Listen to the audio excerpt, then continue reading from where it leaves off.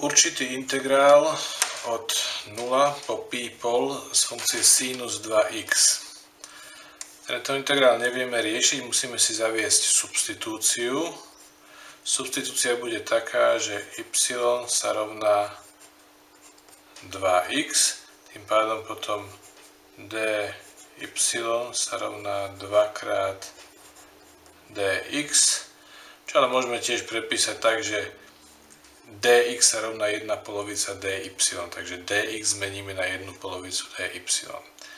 Integrál teda bude zo sinusu y a teraz dx podľa tohoto vzťahu napíšeme ako 1 polovica dy,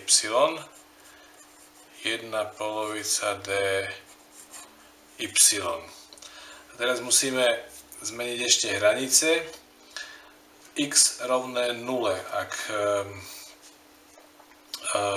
použijeme substitúciu y sa rovná 2x, tak 2 krát 0 je tiež 0, takže spodná hranica je 0, ale horná hranica, ak za x dosadíme pi pol, tak 2 krát pi pol je pi, takže horná hranica je pi, pretože y ide po pi.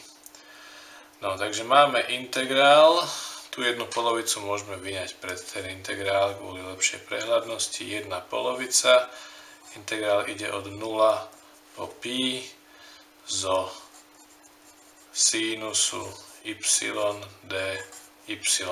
A tento integrál už riešiť dokážeme. Primitívna funkcia je minus kosinus, takže máme 1 polovica, primitívna funkcia minus kosinus y v hraniciach od 0 po pi. Toto je rovné, 1 polovica sa opíše. A teraz dosadíme hornú hranicu, takže minus kosinus pi. Kosinus pi je minus 1, takže minus kosinus pi je minus 1. A dosadíme spodnú hranicu, tam to odpočítame. Kosinus 0 je 1, s touto mínuskou je to minus 1, takže odpočítavame minus jednotku. Koniec zátvorky.